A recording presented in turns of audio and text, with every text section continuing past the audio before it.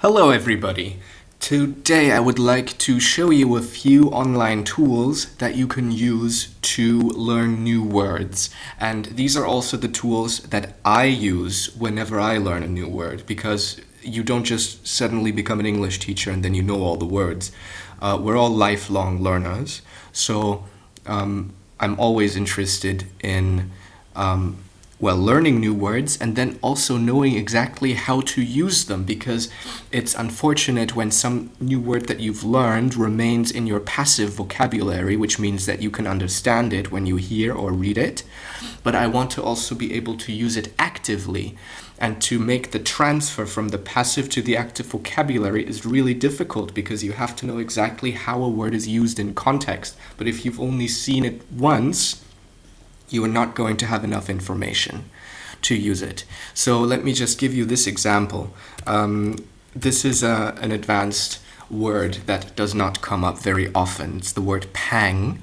And you can just go to this online dictionary, which is a relatively good online dictionary, I think.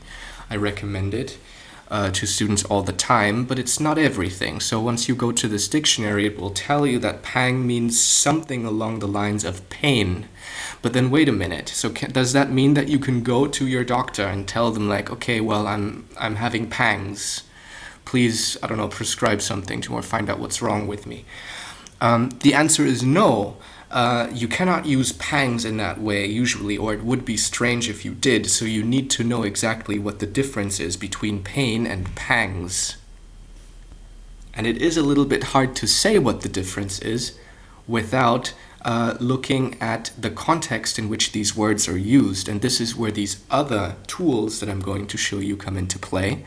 Actually, Dict.cc is advanced enough of a dictionary to already give you an idea here, but there's more information that you can get from the other tools that I'm about to show you. Also, Dict.cc doesn't give you all of the information on all of the other words that you might want to look for, so take it with a grain of salt.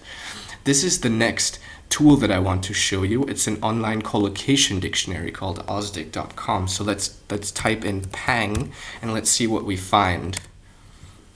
So pang, the noun, that's what we're looking for.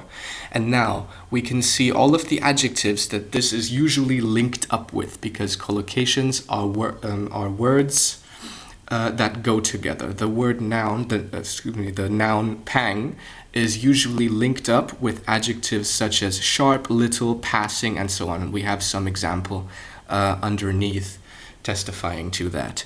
And there's more adjectives. There are a number of more. There are some more adjectives here that, to the same effect essentially, but that's not really what I'm interested in right now. So I'm interested in what you can have pangs of.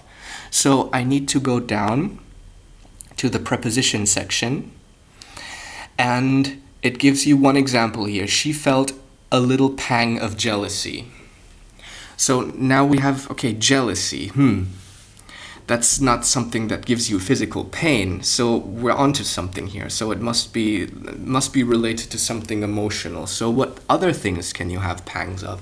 Unfortunately, this is the limit of Osdic. We have to go to another online tool to find out the other contexts in which we can use pang. And this is also the most, let's say, the most extensive, let's say the tool that yields the most extensive results. In fact, they're so extensive that they're difficult to put into order, but I will show you how to do it.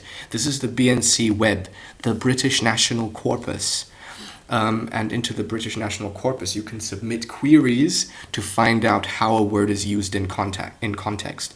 With the British National Corpus, you have access to a database of 100 million words in both written and spoken English.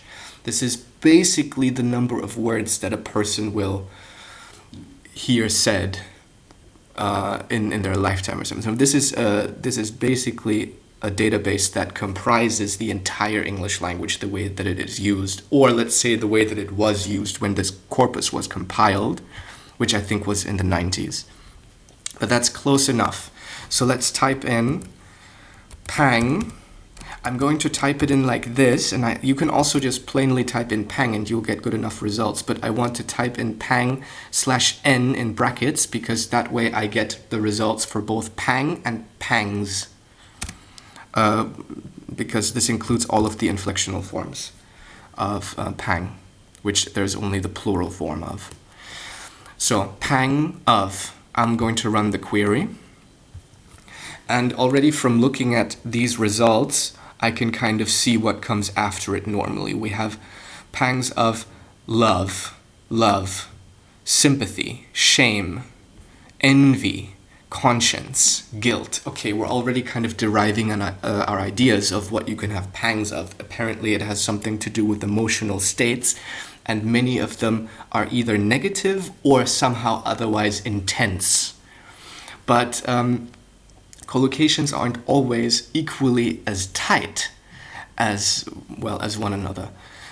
So pangs of love may exist as an expression, but it might be a very rare expression, whereas pangs of conscience might be a very common expression. So we need to be able to tell the difference. And I will show you how to do this. We go to this drop-down menu and go to collocations and specify the query. You can specify even more, you can customize so much in here. If you're an expert linguist, that's what you will do, but for our purposes, this is enough. So let's see what you can have pangs of, or what the word pang is usually matched up with. We can kind of exclude the word felt and because I can guarantee you it comes before the word pang. We're interested what you can have pangs of, so what comes after the of. And we see conscience, guilt, jealousy, hunger. This is an adjective preceding pangs again. You can feel sharp pangs of hunger, sharp pangs of remorse, sharp pangs of regret, also sudden pangs of envy or suffering or birth.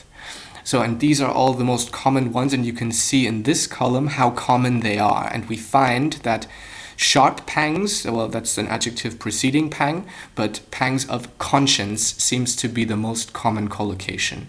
We can look at it, we can click on it, find out, yes, it occurs one place after the word of, pangs of blank, of conscience, in 100% of cases. And we can click here and see all of the example sentences of this. There's a number of them. So this is kind of how you can learn how a word is used in context. We can play around with this, I mean, for hours, but this is just to give you a basic outline of how to do it.